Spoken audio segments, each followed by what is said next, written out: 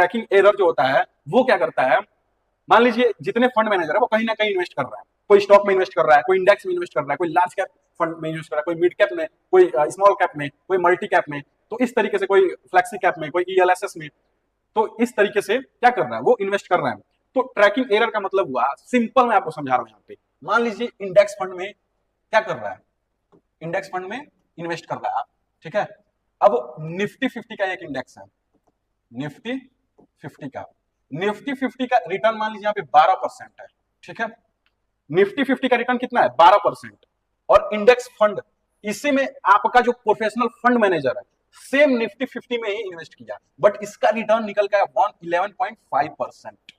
ठीक है, 11.5%, यानी कि 0.5% का क्या है, ट्रैकिंग एरर है इसके पास, मतलब बहुत मिनिमम है, मतलब जितना कम ट्रैकिंग एरर उतना बेस्ट म्यूचुअल फंड।